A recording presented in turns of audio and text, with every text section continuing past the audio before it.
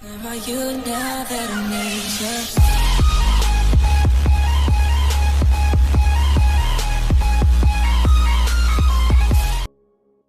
Remember the Gumpert Apollo? Very fast, very ugly, very dead. Remember its concept successor from 2016, the Apollo aerobatic 2. This is the new, absolutely furious face of Apollo. It named Apollo Intensa Emozione IE, because that sounds better in Italian than Extremely Moody does in English. TG spent a day poking around the new creation. We'll just call it the IE for short. Limited to 10 bespoke units priced at a tasty 0.3 MA pop. The Apollo Intensa Emozione IE is a track-only, road-illegal supercar that here to launch Apollo Intensa Emozione IE into the boutique exotica scene. No longer affiliated with Roland Gumpert, the company been bought out and reimagined by Hong Kong businessman Norman Choi, and he created what he describes as a nostalgic GT1 raw checker for the 21st century. UE not looking at computer renderings here. By the way, both the giant top-mounted wing and the car stuck to the other end do indeed exist, and make a quite terrifying noise. Where the hideous old Gumpert Apollo cloaked a tubular steel chassis and slab-sided carbon panels,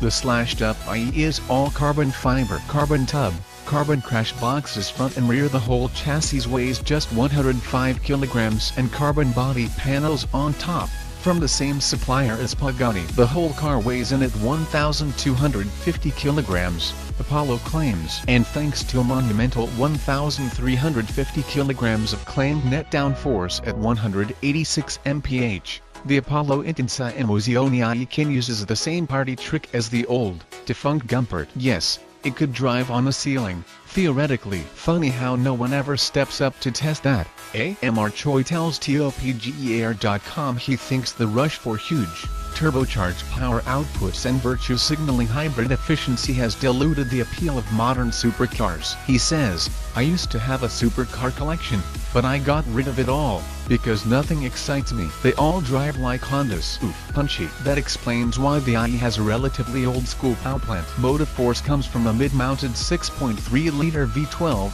driving the rear wheels via a 6-speed Hewland pneumatic racing dogring gearbox. The V12 is naturally aspirated, and gets no electro-hybrid boost, unlike a certain Italian hypercar we could name which also has a 6.3-liter V12 developing exactly 769 bhp. Apollo guys clam up pretty quickly when you start to ask where the engine has come from, especially if you use the F word. No, not that F word. We told the engine is related to Ferrari Whoop's F-150 project, but has been thoroughly reworked by Italian engineering partner Autotecnica Motori. There is no Prancing horse branding to be found, so don't dare go thinking it a Ferrari engine. Got it thanks to a 9,000 RPMs redline and 560 pounds FT.